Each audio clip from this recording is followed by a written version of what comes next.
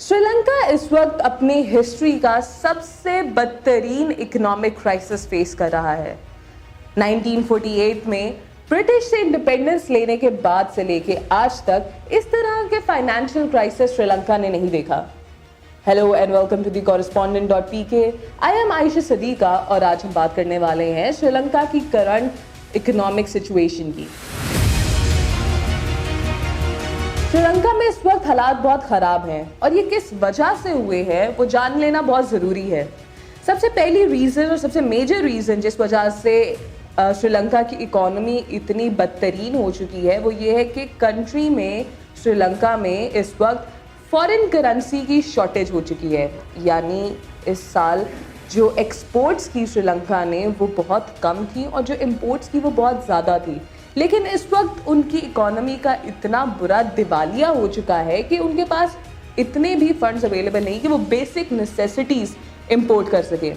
And यहाँ पे ये भी मेंशन कर देना ज़रूरी है कि श्रीलंका ऐसा मुल्क है जो कि medicine, food, paper, fuel, even छोटी से छोटी चीज़ शुगर, दालें, ये सब चीज़ों के लिए इंपोर्ट्स के ऊपर रिलाई करता है।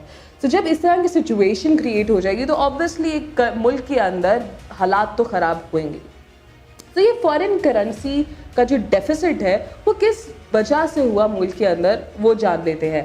सबसे पहला रीज़न, नंबर 1, श्रीलंका का जीडीपी कंप्राइजेस 10% वो रिलाई करता है टूरिज्म इंडस्ट्री के ऊपर। लेकिन सिंस 2019 एक सीरीज ऑफ बॉम्ब अटैक्स के बाद वहाँ की टूरिज्म इंडस्ट्री बहुत बुरी तरह से अफेक्ट हुई और कोविड के बाद वहाँ के हालात और ज़्यादा ख़राब हो गए, जिसकी वजह से टूरिज्म इंडस्ट्री पिछले 2 सालों से ना होने के बराबर है।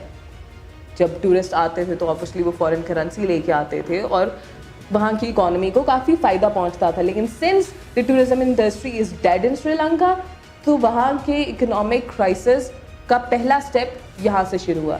इसके साथ ही साथ वो फॉरेन करेंसी के लिए रिलाई करते थे फॉरेन डायरेक्ट इन्वेस्टमेंट के ऊपर, जो कि 2018 में 1.6 बिलियन डॉलर्स रही। लेकिन इस साल वो रही सिर्फ 548 मिलियन डॉलर्स। सो आप ये डिफरेंस देख सकते हैं कि 1.6 बिलियन डॉलर से सिर्फ $500 million रह चुकी है वहाँ की FDI। सो इन 2 रीजंस ने, इन 2 वजूहात ने मिल के वहाँ का ये इकोनॉमिक क्राइसिस को जन्म दिया और इसकी वजह से अब वहाँ पे खाने की किल्लत हो चुकी है, वहाँ पे मेडिसिन की शॉर्टेज हो चुकी है और इवन फ्यूल की शॉर्टेज हो चुकी है। और फ्यूल की किल्लत इतनी ज़्यादा बढ़ गई कि गवर्नमेंट को अपने सारे ऑपरेशंस बंद करने पड़े। वहाँ की इंडस्ट्रीज़, वहाँ की फैक्ट्रीज़, वो सब इससे अफेक्ट हुई और उनको अपना काम रोकना पड़ा। वहाँ की आवाम पेट्रोल पंप पर लाइनें लगा के खड़ी हो गई कि वो फ्यूल हासिल कर सके। और यहाँ पे अथॉरिटीज़ ने ये बताया है कि वहाँ पे 2 लोग जाँ बहक हो गए उस लाइन में पेट्रोल हासिल करने के इंतज़ार में। इसके साथ ही साथ वहाँ की आवाम ने एहतजाज शुरू कर दिया है, सड़कों पे निकल आए हैं और गवर्नमेंट से ये डिमांड कर रहे हैं कि वो जल्दी से जल्द इस इकोनॉमिक क्राइसिस का सोल्यूशन निकालें। गवर्नमेंट ने यहाँ पे वहाँ के ट्रूप से रब्ता किया और उनसे कहा कि वो आके लॉ एंड ऑर्डर मेंटेन करें।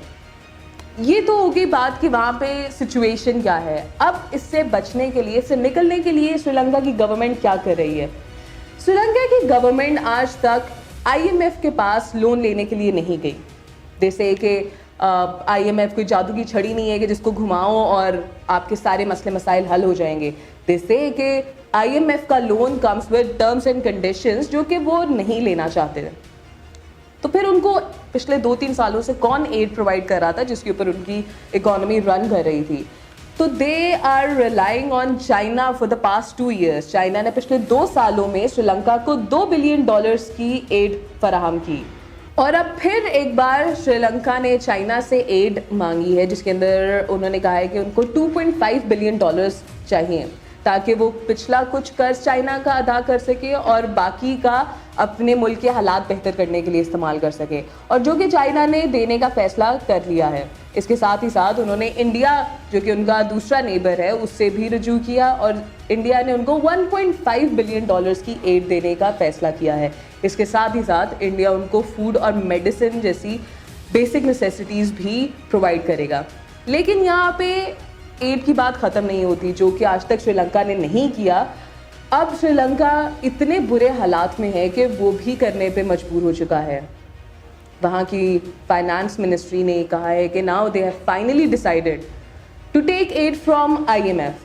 अगले महीने वॉशिंगटन में उनकी मीटिंग होगी जिसमें वो मैक्सिमम एड IMF से ले सकें ताकि वो अपने मुल्क को इस इकोनॉमिक टर्मोइल से निकाल सकें।